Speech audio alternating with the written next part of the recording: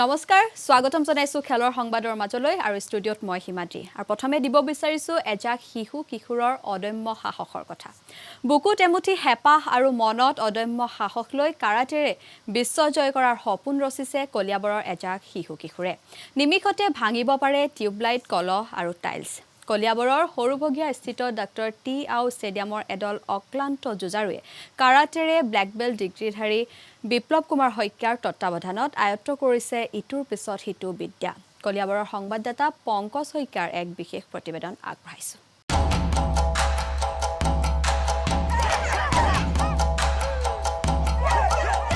অদ্ভুত মানসিক শক্তি অদম্য শাৰীৰিক শক্তি চকুৰ পছৰতে দুঃসাহসিক সমৰ্কলা দুহাতেৰে নিমিষতে ভাগিছে টাইলছ নিমিষতে ভাগিছে টিউবলাইট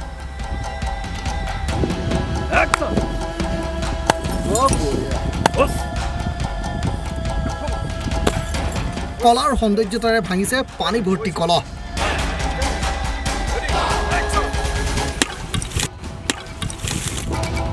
কাৰাটেৰে বিশ্বজয়ৰ সপোন এওঁলোকৰ দুচকুত হেপাহ আৰু সপোন লৈ কঠোৰ পৰিশ্ৰমত বৰ্তি এইসকল তৰুণ খেলুৱৈ দৃশ্য কলিয়াবৰৰ সৰুভগীয়াৰ ডক্টৰ টি আও ষ্টেডিয়ামত এইসকল অক্লান্ত যুঁজাৰু ব্যস্ত প্ৰতিদিনে এফালে প্ৰতিভাৰ আকৰ প্ৰস্তুত কৰাত ব্যস্ত বিপ্লৱ কুমাৰ শইকীয়া কাৰণ বিপ্লৱ কুমাৰ শইকীয়াৰ তত্ত্বাৱধানতেই বিশ্বজয়ৰ সপোন দেখিছে এইসকল তৰুণে মই Biplab Kumar Saikia president of association of traditional Shotokan karate do Assam লকডাউনৰ সময়ছোৱাতে চৰকাৰ নীতি নিয়ম অনুসৰি সামাজিক দূৰত্ব মানি চলি পেলাই প্ৰায় মই আকৌ অনুশীলন আৰম্ভ কৰিছোঁ এতিয়া বৰ্তমান প্ৰায় 200মান ল'ৰা ছোৱালীক মই প্ৰশিক্ষণ দিয়াই আছোঁ আৰু লকডাউনৰ বাবে কিছু আহিব পৰা নাই আৰু প্ৰায় 100মান ল'ৰা ছোৱালীক মই এতিয়া ট্ৰেইনিং কৰাই আছোঁ আমি লকডাউনৰ সময়ত ঘৰত থাকি বহুতো আমনি পাইছিলোঁ আৰু আমি এতিয়া যোগাত্মক চিন্তাৰে পুনৰ অনুশীলন আৰম্ভ কৰিছোঁ আমি আমাৰ এই ফিল্ডত এসপ্তাহ হ'ল আমাৰ অনুশীলন আৰম্ভ কৰা আমি ইতিমধ্যে ৰাজ্যিক তথা ৰাষ্ট্ৰীয় পৰ্যায়ত বহুকেইখন খেলত অংশগ্ৰহণ কৰিছোঁ আৰু আমি আশা কৰোঁ যে আমি এই কাৰাটেৰ জৰিয়তে এদিন বিশ্ব জয় কৰিম পুনৰ অনুশীলনলৈ আহিছোঁ আমি এতিয়া বৰ্তমান পট ব্ৰেকিং টাইলছ ব্ৰেকিং আৰু টাইগাৰ জাম্প প্ৰেক্টিছ কৰি আছোঁ আৰু আমি আশা কৰোঁ যে আমি ভৱিষ্যতলৈ কাৰাটেৰ জৰিয়তে বিশ্ব জয় কৰিব পাৰোঁ এনেদৰে এতিয়া ৰাজ্যৰ বিভিন্ন প্ৰান্তত লুকাই থকা প্ৰতিভাসমূহ বিচাৰি উলিওৱাত ব্যস্ত বিপ্লৱৰ দৰে যুৱক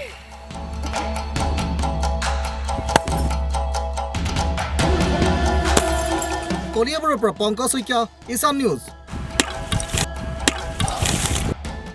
সদ্যঘোষিত ICCৰ এদিনীয়া বেটছমেনৰ ৰেংকিঙত শীৰ্ষ স্থান দখল কৰিছে ভাৰতীয় ক্ৰিকেট দলৰ অধিনায়ক বিৰাট কোহলীয়ে আনহাতে দ্বিতীয় স্থানত আছে সহ অধিনায়ক ৰোহিত শৰ্মা 871 ৰেটিং পইণ্টেৰে শীৰ্ষ স্থান দখল বিৰাট কোহলীৰ দ্বিতীয় স্থানত থকা ৰোহিত শৰ্মাৰ সংগ্ৰহ 885 ৰেটিং পইণ্ট বলিঙৰ ৰেংকিঙত বুমৰাহতকৈ আগত আছে নিউজিলেণ্ডৰ বেগী বলাৰ ট্ৰেণ্ট বোল্ট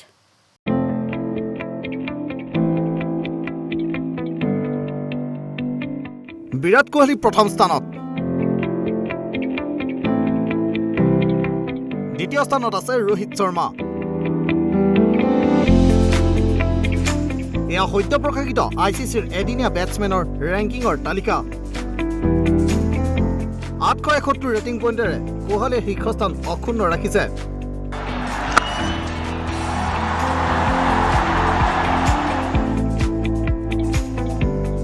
দ্বিতীয় স্থানত থকা ৰোহিত শৰ্মাৰ ৰেটিং পইণ্ট 855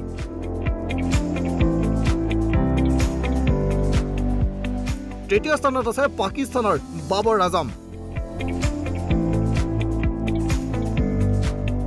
ইফালে এদিনীয়া ক্ৰিকেটৰ বলিঙৰ ৰেংকিঙত জসপ্ৰীত বুমৰাহ আছে দ্বিতীয় স্থানত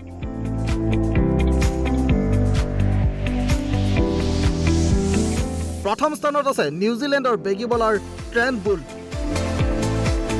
আৰু তৃতীয় স্থানত আছে আফগানিস্তানৰ মুজিবুৰ ৰহমান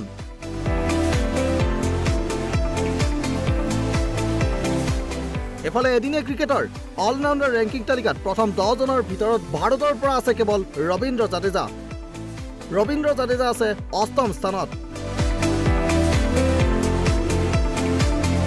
এফালে ICC ৰেংকিঙত ভাৰতৰ বিৰাট কোহলি অষ্ট্ৰেলিয়াৰ ষ্টিভ স্মিথৰ পিছতে 2য় স্থানত আছে। আনহাতে চেতেশ্বৰ পূজাৰা আৰু আজিংক্য ৰাহানে আছে ক্ৰমে 7ম আৰু 9ম স্থানত। টেষ্ট ৰেংকিঙৰ অলৰাউণ্ডাৰ তালিকাত ৰবীন্দ্ৰ জাদেজা আৰু ৰবিচন্দ্ৰন আশ্বিনে ক্ৰমে 3য় আৰু 5ম স্থানত আছে। টেষ্টৰ বলিঙৰ ৰেংকিঙত ভাৰতৰ জসপ্ৰীত বুমৰাহ এঢাপ আগুৱাই 8ম স্থানত আছে।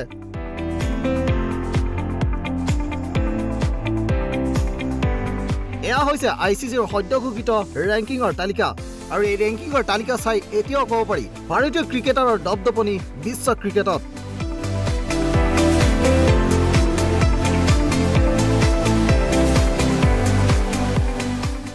চুবুৰীয়া চুবুৰীয়া IPL চাবলৈ সাজু হৈছে প্ৰতিজন ভাৰতীয়। IPLৰ লগতে ক্ৰিকেটাৰৰ পত্নীকো চাবলৈ সাজু এতিয়া আপুনি আৰু মই। কিন্তু এইবাৰ IPLৰ ষ্টেডিয়ামত নেদেখিবও পাৰে বিৰাট কোহলিৰ পত্নী অনুষ্কা শৰ্মাক, ৰোহিত শৰ্মাৰ পত্নী ঋতিকাক।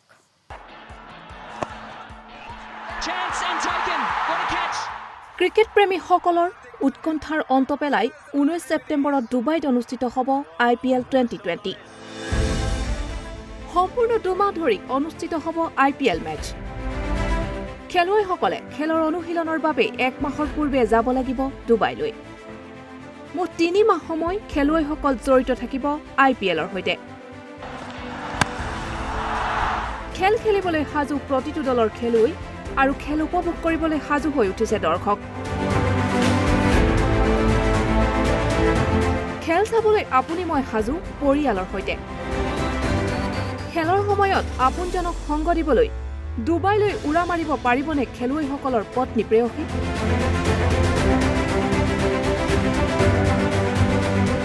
কোহলিক গ্ৰাউণ্ডত উঠিয়া দিবলৈ এইবাৰ ষ্টেডিয়ামত থাকিবনে পত্নী অনুষ্কা শৰ্মা?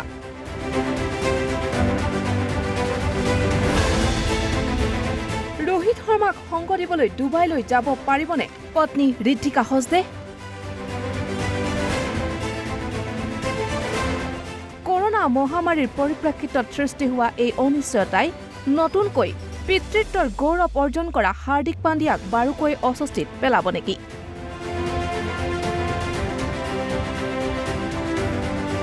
এই সকলো উৎকণ্ঠাৰ উৰ পেলাব অহা 2 আগষ্টত হ'ব লগা IPLৰ গভৰ্নিং কাউন্সিলৰ বৈঠকে।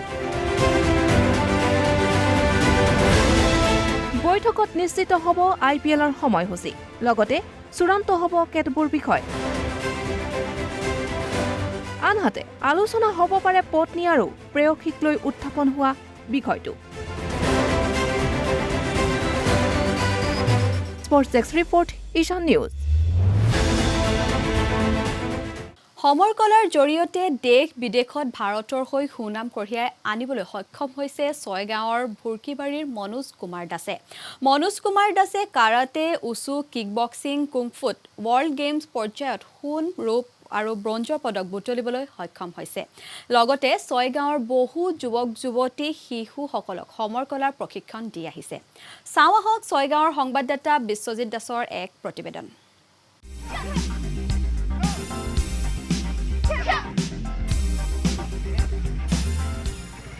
সমৰ কলাৰ সৈতে জড়িত এজন প্ৰতিভাৱান যুৱক।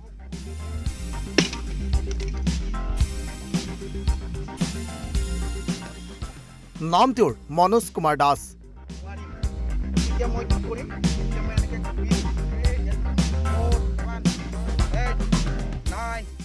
11 বছৰ বয়সতে সমৰ কলাৰ সৈতে জড়িত হৈ পৰিছিল মনোজ কুমাৰ দাস। আজি তেওঁ দৈনিক খেলপথাৰত যুৱতী, মহিলা, শিশু আৰু যুৱকসকলক সমৰ কলাৰ প্ৰশিক্ষণ দি আহিছে। এই দৃশ্য ছয়গাঁও সমষ্টিৰ ভুৰকিবাৰীৰ।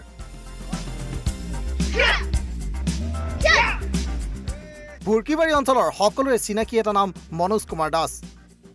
অসম তথা উত্তৰ পূৰ্বাঞ্চলৰ উপৰিও ভূটান, নেপাল, শ্ৰীলংকা, ৰাজস্থান, থাইলেণ্ডৰ লগতে দেশ বিদেশত সমৰ কলাৰ জৰিয়তে ভাৰতক প্ৰতিনিধিত্ব কৰি সুনাম অৰ্জন কৰিছে মনোজ কুমাৰ দাসে। কাৰাটে, উচু, কিকবক্সিং আৰু কুমফু খেলত আন্তঃৰাষ্ট্ৰীয় আৰু ৱৰ্ল্ড গেম পৰ্যায়ত সোণ, ৰূপ আৰু ব্ৰঞ্জৰ পদক বুটলি আনি ভাৰতলৈ গৌৰৱ কঢ়িয়াই আনিছিল মনোজ কুমাৰ দাসে।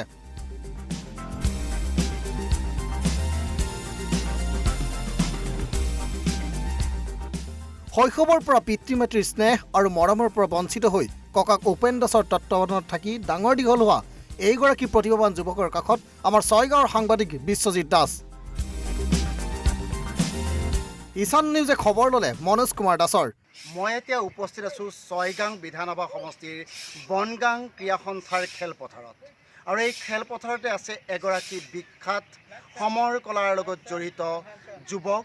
তেওঁৰ নাম হৈছে মনোজ কুমাৰ দাস আৰু এইগৰাকী মনোজ কুমাৰ দাসে অকল ছয়গাঁৱতে নহয় অসমতে নহয় অসমৰ উপৰিও তেওঁ ভূটান, নেপাল, শ্ৰীলংকা আনকি থাইলেণ্ডতো এওঁৰ সমৰ কলাই নাম অৰ্জন কৰিছে আৰু এই সমৰ কলাৰ জৰিয়তে অসমৰ বিভিন্ন প্ৰান্তত তেওঁ বেটী বচাও বেটী পঢ়াও আন্দোলনৰ হয়তো জড়িত হৈ মহিলাসকলক আৰু যুৱতীসকলক সুন্দৰভাৱে প্ৰশিক্ষণ দি তেওঁলোকে যাতে নিজে নিজৰ ওপৰত থিয় দি আনৰ ওপৰত যে নিৰ্ভৰ নকৰি নিজে শক্তি প্ৰদৰ্শন কৰি শত্ৰুপক্ষক দমন কৰিব পাৰে সেই শিক্ষাও এইগৰাকী মনোজ কুমাৰ দাসে দি আছে।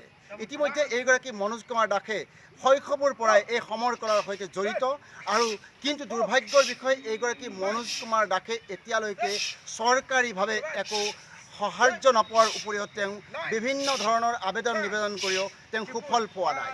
আজি আমি তেওঁৰ এই ক্ৰীড়া সন্থাৰ লগত জড়িত এই কাৰ্যালয়ৰ সন্মুখত উপস্থিত থকাৰ সময়ত আমি তেওঁৰ ওচৰত উপস্থিত হৈছোঁ আৰু এইগৰাকী মনোজ কুমাৰ দাসৰ পৰা তেওঁৰ বিষয়ে জানিব বিচাৰিম তেওঁলোক কেনেদৰে এই সমৰ কলাৰ সৈতে জড়িত হৈ আছে। ডাঙৰীয়া কওকচোন আপুনি কেনেদৰে ইয়াত জড়িত হৈ আছে? হয়, মই 1997 মই তেতিয়া ক্লাছ 6 মই তেতিয়াৰ পৰাই মই সমৰ কলাৰ লগত জড়িত। মোৰ শিক্ষাগুৰু আছিলে সুনীল কুমাৰ বড়ো। তাৰপিছত মই মোৰ শিক্ষাগুৰু মই শিক্ষাৰ মানে আমাৰ যিটো মাষ্টাৰ ডিগ্ৰী হয় মাষ্টাৰ ডিগ্ৰী ল'লোঁ মোৰ ছাৰ গমেধ প্ৰচাৰৰ ওচৰত। তাৰপিছত মই 2009 চনৰ পৰা এই বনগাঁও ক্ৰীড়া সন্থাৰ খেলপথাৰত মই এই সমৰ কলাৰ প্ৰশিক্ষণ দি আহিছোঁ। তাৰ পিছতেই আমাৰ যিটো ভাৰত চৰকাৰৰ বেটী বচাও বেটী পঢ়াও তাত এটা বস্তু আছে, সেইটো হৈছে আজি সমাজখনত যিটো ছোৱালীসকলৰ ওপৰত নিৰ্যাতন ধৰ্ষণ এনেকুৱা ধৰণৰ পৰা বাচিবৰ বাবে মই ভাবোঁ সমৰ কলা একমাত্ৰ মাধ্যম আৰু সেই সমৰ কলাৰ ওপৰতেই মই আমাৰ বিভিন্ন অঞ্চলত 2015 চনৰ পৰা আমাৰ দক্ষিণ কামৰূপৰ যিবিলাক হাই স্কুল হওক এম ই স্কুল হওক সেইবিলাকত গৈ পেলাই মই বিনা বেতনেই তেওঁলোকৰ ওচৰত মই সমৰ কলাৰ প্ৰশিক্ষণ দিয়াইছিলোঁ।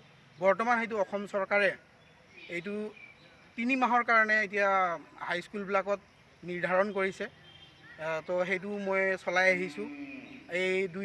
এইটো আমাৰ 2020 বৰ্ষটো ক'ব লাগিব মানে এইটো ভগৱানে মানে কি এটা দিশত লৈ গ'ল। তো আমি এতিয়া সমাজেও কৰোণা সংক্ৰান্তত ভালদৰে আমি থাকিব লাগিব, কৰোণাৰ পৰা বাচি থাকিব লাগিব। কৰোণাৰ পৰা বাচিব হ'লে শাৰীৰিকভাৱে আমি কিছুমান ব্যায়াম কৰিব লাগিব।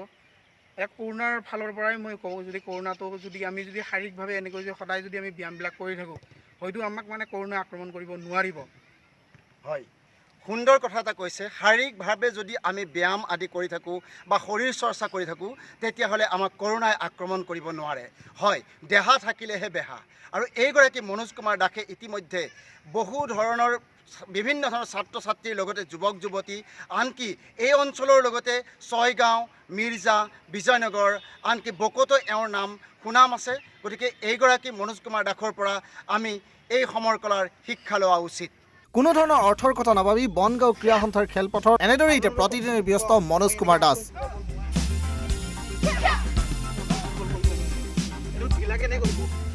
আৰ্থিকভাৱে জুৰুলা এইগৰাকী সহজ সৰল যুৱকক আজিলৈকে চৰকাৰ তথা স্থানীয় ৰাজনৈতিক নেতাই ঢুকি নোপোৱাটো অত্যন্ত দুৰ্ভাগ্যৰ বিষয়। এইগৰাকী মনোজ কুমাৰ দাসে এতিয়া দক্ষিণ কামৰূপৰ all martial art sports self defence academy নামৰ এটা অনুষ্ঠানৰ জৰিয়তে বহু লোকক সমৰ কলাৰ প্ৰশিক্ষণ দি আহিছে। ছয়গাঁৱৰ পৰা বিশ্বজিৎ দাস, ঈশান নিউজ।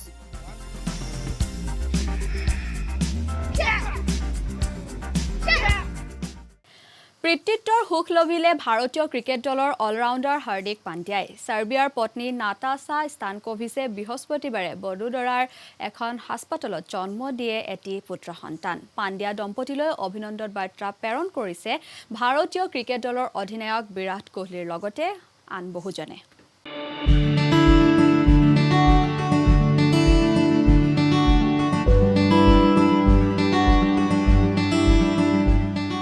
পিতৃ হ'ল ভাৰতৰ তাৰকা খেলুৱৈ হাৰ্দিক পাণ্ডিয়া। ইনষ্টাগ্ৰামৰ জৰিয়তে ক্ৰিকেটাৰজনে আপলোড কৰিছে পুত্ৰৰ এখন ফটো। ফটোখন ইনষ্টাগ্ৰামত আপলোড হোৱাৰ লগে লগেই অভিনন্দনেৰে উপচাই পেলাইছে হাৰ্দিক নাটাছাক। চলিত বৰ্ষৰ 1 জানুৱাৰীত বিবাহ পাশত আবদ্ধ হৈছিল ভাৰতীয় ক্ৰিকেটাৰ হাৰ্দিক পাণ্ডিয়া আৰু অভিনেত্ৰী নাটাছা।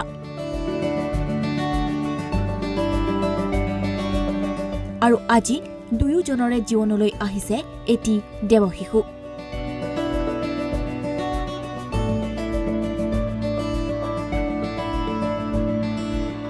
নতুন আলহীৰ আগমনক লৈ উৎফুল্লিত হৈছে Hardik Natasha. News desk report, ইছান নিউজ।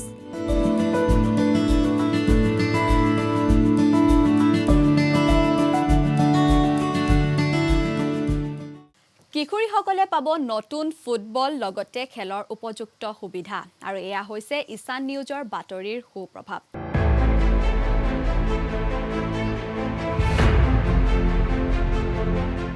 খেলৰ সংবাদ অনুষ্ঠানতে পৰিৱেশন কৰা হৈছিল জাগুনৰ সঞ্জীৱ ছেত্ৰী নামৰ যুৱকজনে 20জনীয়া কিশোৰীৰ এটি দলক ফুটবল প্ৰশিক্ষণ দিয়াৰ বাতৰি। উল্লেখ্য যে দলটোৰ বহু কিশোৰী আৰ্থিকভাৱে দুৰ্বল, কাৰোবাৰ খেলৰ প্ৰয়োজনীয় সামগ্ৰী কিনিবৰ বাবেও অভাৱ। এই সন্দৰ্ভত জাগুনৰ ইছান নিউজৰ সাংবাদিক ঋতুপৰ্ণ ভূঞাই যুগুত কৰিছিল এক প্ৰতিবেদন আৰু এই বাতৰি চাৰিওফালে বিয়পি পৰাত অল আছাম ফুটবল এছ'চিয়েশ্যনৰ সহকাৰী সম্পাদক অতুল বৰা জাগুনত উপস্থিত হৈ খেলুৱৈসকলৰ বাবে 4টা ফুটবল আৰু কৰ্ণ প্ৰদান কৰে। তেওঁ সঞ্জীৱ ছেত্ৰীক প্ৰশংসা কৰাৰ লগতে কিশোৰীসকলো ভৱিষ্যতে আগুৱাই যাব বুলি আশাবাদী। বিশেষকৈ মই কেৱল ইয়াতে নহয়, কেইবাটাও তেওঁলোকে প্ৰশিক্ষণ কেন্দ্ৰ, বিশেষকৈ ছোৱালী ল'ৰাও আছে, ল'ৰা ছোৱালী মিলি তেওঁলোকে কেইবাটাও প্ৰশিক্ষণ কেন্দ্ৰ কৰিছে। বিশেষকৈ গ্ৰামীণ অঞ্চলত থকা এই প্ৰতিভা বিচাৰি উলিওৱাত তেওঁলোকে যি গুৰুত্ব লৈছে, বিশেষকৈ সঞ্জীৱ ছেত্ৰীৰ নেতৃত্বত। আৰু ইয়াৰ সকলো মই দেখিলোঁ আৰু এটা কথা ভাল লাগিলে যে জাগুন গাঁও পঞ্চায়তেও তেওঁলোকক বেশ সহযোগিতা কৰিছে। ওচৰৰ ৰাইজেও সকলোৱে, অভিভাৱকসকলো যি মানে আগ্ৰহ দেখিলোঁ, সহযোগিতা দেখিলোঁ, আমি খুব আশান্বিত। আনহাতে জাগুনৰ পঞ্চায়তৰ সভাপতি দীপক শৰ্মায়ো খেলুৱৈসকলৰ যাৰ আৰ্থিক অৱস্থা একেবাৰে বেয়া তেওঁলোকক 7যোৰ বুট প্ৰদান কৰে। তেওঁ অনাগত দিনত জাগুনত খেলপথাৰ নিৰ্মাণৰ ক্ষেত্ৰতো পদক্ষেপ লোৱা হ'ব বুলি উল্লেখ কৰে। লগতে ইছান নিউজৰ বাতৰিৰ ফলত কিশোৰীসকল উপকৃত হোৱাৰ বাবে তেওঁ ইছান নিউজক বিশেষভাৱে ধন্যবাদ জ্ঞাপন কৰে। আজি আমি উপস্থিত আছোঁ এখন কাৰ্পুংকুলি গাঁৱত আৰু ইয়াত একেবাৰে পিছপৰা অঞ্চল আৰু ইয়াত আমি এটা বস্তু দেখিবলৈ পাইছোঁ যে ইয়াৰ যিসকল ছোৱালীসকলে যি ফুটবল খেলি আছে তেওঁক বিশেষকৈ সহযোগ কৰিছে আমাৰ সঞ্জীৱ ছেত্ৰী ডাঙৰীয়া প্ৰশিক্ষক, তেওঁক ধন্যবাদ জ্ঞাপন কৰিছোঁ। লগতে ইয়াত উপস্থিত হৈছে আমাৰ ইছান নিউজৰ সাংবাদিক, তেওঁলোককো মই ধন্যবাদ জ্ঞাপন কৰিছোঁ। ভয়ংকৰ বানৰ কবলত পৰা অসমৰ লগতে বিহাৰৰ বানপীড়িতলৈ সাহায্য আগবঢ়াইছে ক্ৰিকেট তাৰকা তথা ভাৰতীয় ক্ৰিকেট দলৰ অধিনায়ক বিৰাট কোহলি আৰু অভিনেত্ৰী অনুষ্কা শৰ্মাই। বানপানীত ক্ষতিগ্ৰস্ত হোৱাক লৈ দুয়ো উদ্বিগ্নতা প্ৰকাশ কৰাৰ লগতে এক বিবৃতিত দুয়োগৰাকীয়ে প্ৰকাশ কৰে যে কৰোনা মহামাৰীৰ মাজতে অসম আৰু বিহাৰৰ জনসাধাৰণে বিধ্বংসী বানৰ সন্মুখীন হৈছে। এনে দুৰ্যোগৰ সময়ত বিৰাট অনুষ্কাই বানাক্ৰান্তৰ প্ৰতি সহমৰ্মিতা প্ৰকাশ কৰাৰ লগতে ৰাজ্য দুখনৰ বানপীড়িতলৈ সহায়ৰ হাত আগবঢ়াইছে। তেওঁলোকে 3টা সংস্থাৰ জৰিয়তে অপ্ৰকাশিত ধনৰাশি আগবঢ়াইছে। Action aid India, rapid response আৰু গুঞ্জ নামৰ সংস্থা 3টাৰ জৰিয়তে অসম আৰু বিহাৰৰ বানপীড়িতলৈ সাহায্য আগবঢ়াইছে। লগতে এনে দুৰ্যোগৰ সময়ত তেওঁলোকৰ অনুৰাগীসকলকো সহায় কৰিবলৈ আহ্বান জনাইছে। আৰু ইয়াৰ লগে লগে মই হিমাদ্ৰীয়ে খেলৰ সংবাদৰ পৰা বিদায় লৈছোঁ। অধিক তথ্যৰ বাবে চাই থাকিব ইছান নিউজ।